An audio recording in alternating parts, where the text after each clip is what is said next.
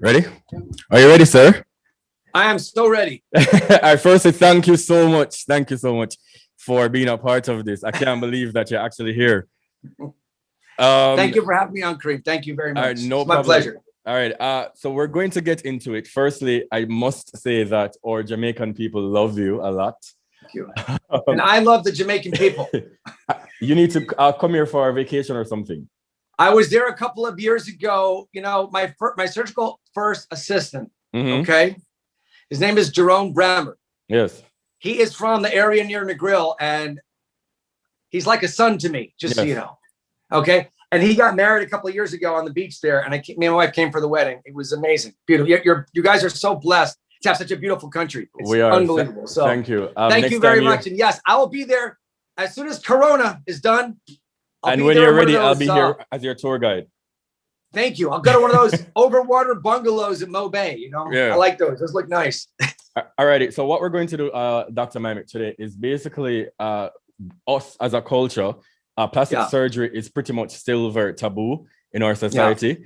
So I kind of wanted, and who's better to have this conversation with than, to me, the world's most known plastic surgeon. Thank you. I'm going to kind of just get into you as a person and also your profession just a little bit. I know we're kind of cut for time, so as quickly as possible. Sure. So just for your background, just a little bit, can you just tell us your beginning? How did you get started? You as a young Dr. Miami growing up. Sure. Yeah, I was growing up. I mean, I used to watch a TV show called MASH. I don't know. They probably have it on Hulu or something about surgeons in the Korean War. And it was a comedy. It was supposed to be like a sitcom where they had these tents with surgeons, and then people would get their legs blown off, and the surgeons would come in and operate on, make jokes about the nurses. That is what inspired me to be a surgeon. Right. I thought that they did was they saved lives and they told jokes. And I thought, what a cool job. Right. I didn't realize it was a sitcom, because I was like 6 or 7. But that was I said when I was very little, I want to be a surgeon. Now, I didn't know about plastic surgery at all until I was in college. All right. And the first time I walked into a plastic surgeon's office, it's a long story, but my wife was my girlfriend then. We were married for 26 years, thank God. Right. Anyway, she had a scar on her lip from a car crash. She wanted it fixed. Mm-hmm. So, I took her to a plastic surgeon's office, and on his desk was this wedding album of before and after pictures, and it was the first time I'd ever seen plastic surgery, and it just blew me away. Remember, this is before the internet. This is like 1989, Right, long time Nobody ago. talked about plastic surgery. In the past, plastic surgery was taboo, Nobody talked about it. If you had plastic surgery, you have to hide it. You denied it. Right. Denied. And if you saw your plastic surgeon crossing the street, you would go on the other side of the street to make sure that nobody knew that you knew him. Right. That was the generation that I grew up in. Mm-hmm. But when I saw, where did the tummy go? How'd the booty get there? Where did the breast come from? It was like looking at it. It was like magic, Right. And so I said, okay, this is the kind of surgery I want to practice. I remember I was 19 years old. And from that day till today, that's 30 years. I've done nothing but study medicine and surgery to be a plastic surgeon. Wow. By the way, your throne and your crown and the glasses and and all of that is very nice. Very nice. Thank you. So you are married and you also have 5 kids, correct? I got 5 kids. Yeah. What if it is that one of your child decides that they want to do plastic surgery on their own body? Would you be open to that? Of course. Yeah. Of course. Listen, plastic surgery is a wonderful thing for the right reasons at the right time of your life. Mm-hmm. It can make a world of difference in your self-esteem, night and day. And I've seen it. And it's, depending on what their motivations are, of course, I'd let them have plastic surgery. Okay. And before I go more in depth into the plastic surgery aspect of your life, I realized that you also had a song in 2017. It actually charted on the Billboard dance charts. Yes. What's happening with your musical career? Is that null and voided now? Right now, it's not null and void. It's just on pause. Okay. It's just, I feel like the world is not screaming for another 40-year-old white rapper dance act, right now. But maybe in the future, Eminem has got that market covered pretty good. Right. Maybe if anything happens, God forbid to him, I'll just step up, Yeah. But yeah, that ship may have sailed. I'm almost 50. And you don't look a day over 35, literally. Well, that's because I use Botox. But I was about to ask you that shortly. So, as I've said before, you are definitely one of our most known, most reputable plastic surgeon of our generation. Are you board certified? Of course. I'm sure you are. Yeah. What is the difference? Oh, yeah. Look at all this paperwork I had to do. Right. Don't let the crown fool you. Right. It's a serious thing. It's a serious thing. It's a lot of schooling. It's 15 years of schooling after high school. I know. I read your biography and I read all of your accolades. Trust me. Yeah, it's a lot of schooling. But what is the difference between a regular plastic surgeon and a plastic surgeon who's actually board certified? The difference is a test, that you take and training that you do. But you know what?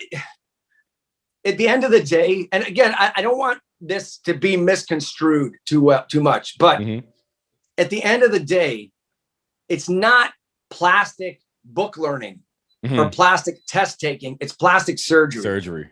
So when you pick your plastic surgeon, a layperson can really figure out who's good and who's bad. The CV doesn't operate. Right. You just got to look at the before and after pictures, speak to patients that have been to that surgeon. That is your best guide. Just because a surgeon's board certified does not mean that they're fantastic at every operation that they do, and vice versa. It's like best electricians I know are not official electricians. They just hammered it out over 25 years. And same thing with plumbers and surgery. Although there is a lot of schooling, it really, in the end of the day, it's like a blue collar job, and that's something you work with your hands. It's something you're either good at or not. You have an affinity for and a passion for. And again, the paperwork part is necessary to get the license, but that doesn't make you a good surgeon. Right. Yeah. Makes sense. What is your most requested procedure? I would think it's the BBL. I'm not sure. It is, right? BBL. It is, yeah. The BBL. And why do you think that a lot of persons want to get BBLs? Because butts are sexy. Right. Right. Well, my wife is curvy. I've always been into that. So I know I've seen other interviews with you, and I definitely know that for a fact. Yeah. So that's it. And I think that's the preferred shape for most of human history. When they dig up archaeological finds, those fertility goddess statues, they're always curvy. They're never like sticks. Right. What is your most challenging procedure that you've done to date? Look, the most challenging procedures I did 20 years ago in my residency training, in my fellowships, because there's like complicated trauma reconstructions, gunshot wounds, burns, cancer reconstructions. Those are very, very complex, long surgeries, 18-hour surgeries. I don't do that kind of work anymore, but in my whole career, that would qualify as the most complex. Now, every patient is different. I know when you look at my Snapchat, my social media, it's like he just does the same thing every day, but it isn't. It isn't. Just like no two faces are exactly the same, no two bodies are exactly the same. Right. And there's a challenge every day.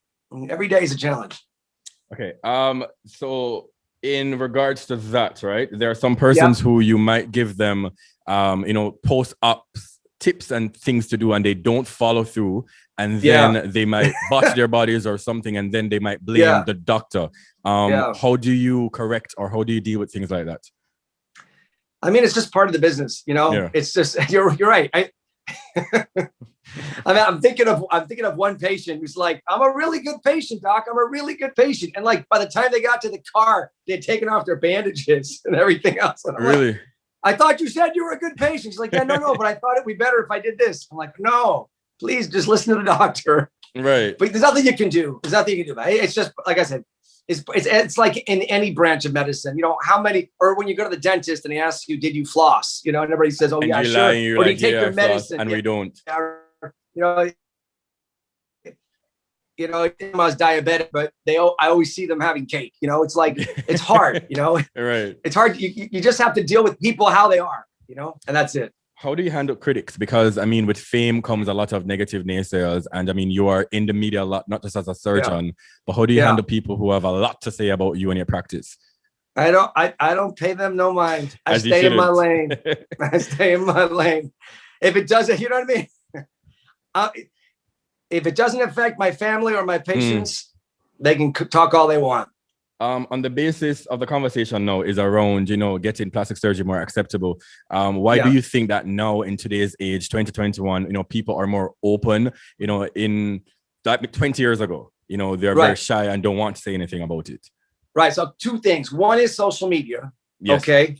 And what social media has done is it's made plastic surgery undeniable. There's no more plausible deniability. When I was growing up, before social media, before the internet, before digital photography, there was maybe 20 pictures of myself in existence. You know what I mean? Right? Like how many pictures, like real photographs of me from age, birth to 20, like 10. Right. But like my kids, they probably took 20 pictures in the last hour, But that's true. And they put them online. And so everybody knows what you look like. There's no way, you can't lie and your nose disappeared or your breast suddenly appeared or your body changed. It's done. I have no tummy anymore. We got you. We got all your pictures. You can delete them, but we have them. The internet's forever. So so that means that all the stars are admitting to plastic surgery, regular people. So I think it's just become like, okay, you caught me. Now let's talk about it. So I think that's part of it. And then the other thing is just the fact that social media, people see themselves more. They want to look their best and they see what's possible.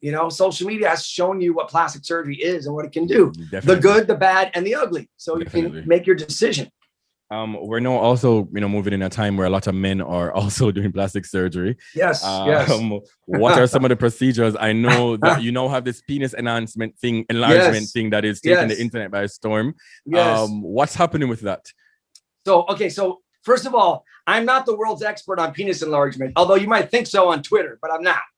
The guy who's the expert is in Beverly Hills, a guy named Dr. Ellis, and he invented this penis implant. It's like a breast implant, but for the penis. I mean, just think of it like that. It's a silicone rod that kind of goes around. It's like a sleeve that goes around the top 3/4 of your penis. So it makes it a little longer and thicker, which apparently, I mean, I don't have a vagina, so I can't say for sure, but apparently that's where it's at. Is the girth. But do you have like any complications though? Like, do you have issues like getting hard and stuff like that? No. So that doesn't affect your ability to have an erection. Okay. No, because it doesn't go in where the corpus cavernosum is. It's not in the part of the penis that gets hard. It's under the skin, just under that layer, that fascial layer. So it doesn't affect your ability to have an erection. Now, if you do get the surgery, you can't have sex for 6 weeks. And the other thing is, let me tell you, some guys can't handle it. Why? Because they can't handle it. Too big, so they don't know how to operate it. They don't know how. They don't know. They feel uncomfortable in their sweats when they go to the gym. They work out. They don't know where to put it. Right. It's if you grow up with it, you kind of know how to handle it. Right. But if you suddenly went from not so impressive in the shower in the locker room, and you got this, you got to like learn how to move with it. Yeah. And you think it's one of those be careful what you wish for things, Definitely. But about BBLs though, and men doing the fat thing from their stomach and the breast area and stuff like that. Is that something that is done very often?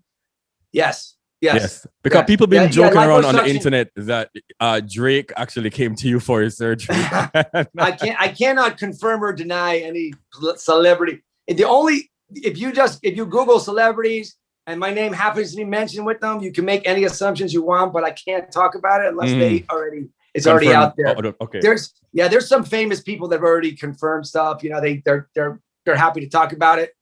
Almost no men will talk about it. Almost no men that are celebrities will talk about it. But do you think that though, as men, we will get into more comfortable zone of us, being open to want to get plastic surgeries being done? Yeah, I think so. So. I do. Yeah, I think so. Over time.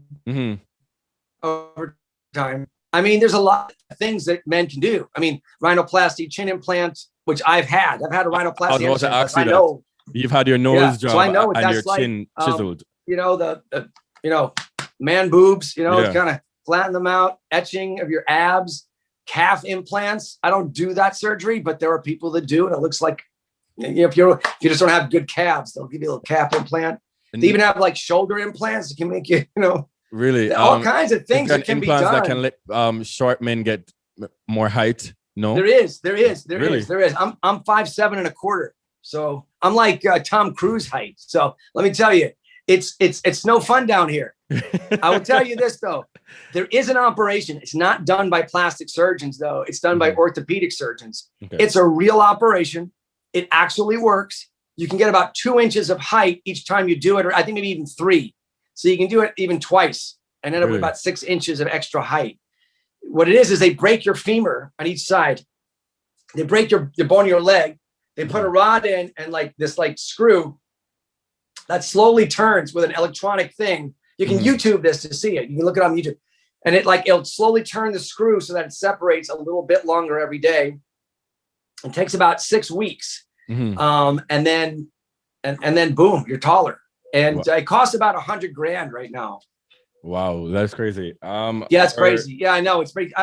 But you know what? That operation, I mean, it's a winner. I mean, if I had known about it when I was 20 and I had $100,000 lying around, which I didn't, but if I had it, I might think about it.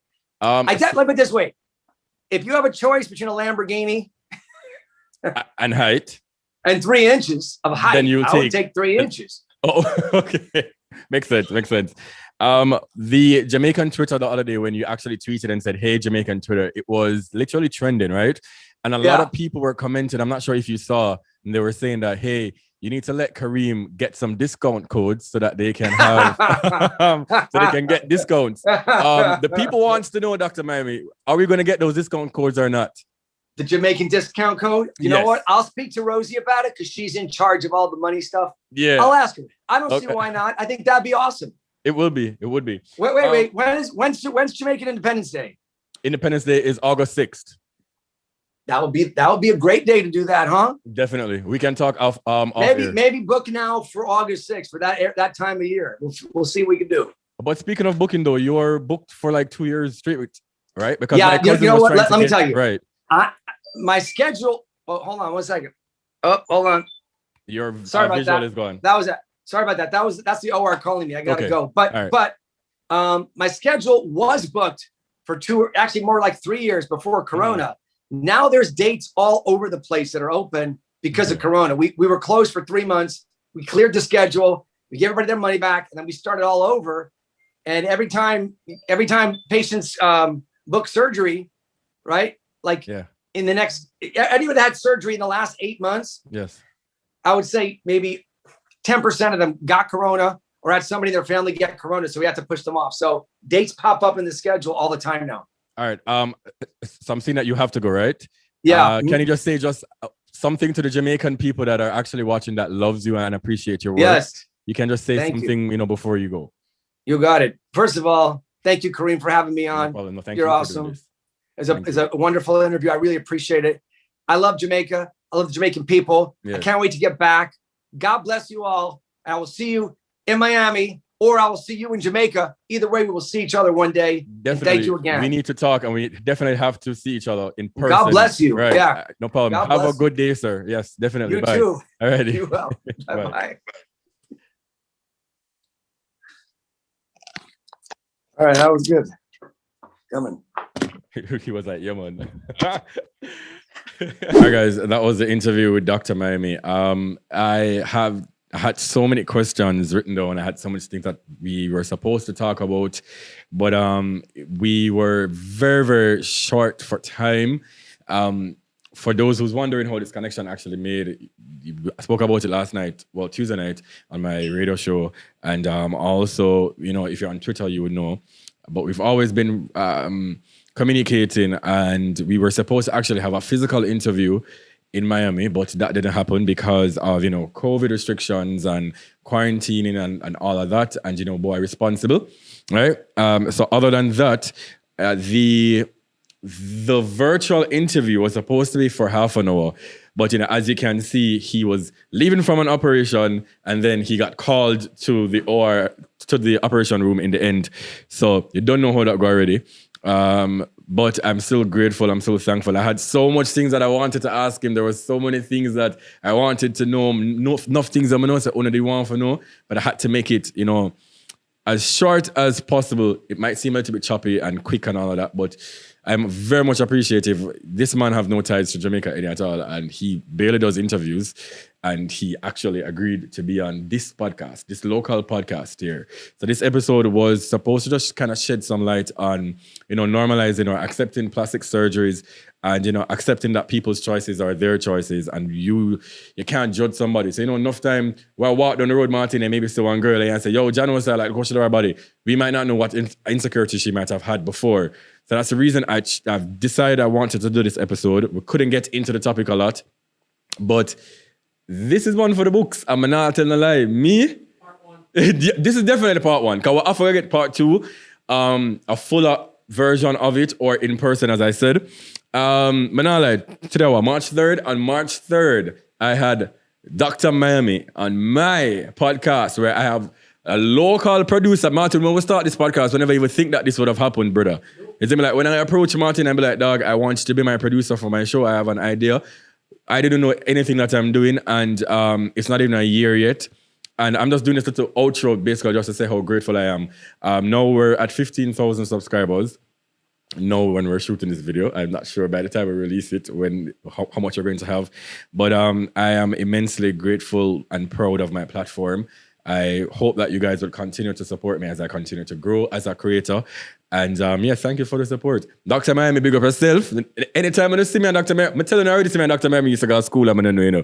Clearly, me and this man is run up and dog and play sports. But I'm grateful. Thank you guys. Remember to subscribe. This is a bonus episode. So subscribe, share, like, and comment below. Here the man say he's going to see if he can give you the discount code for it or independent. So if you don't want it, when you watch this, spam up him Twitter and tell him, say, Bwoyatingz, no. You understand? Big up to the Bamcast, Martin, as per usual. Thank you guys for this support. I am lost for words. I'm not even telling a lie. But thank you very much. King Bwoyatingz said that. You understand what I say?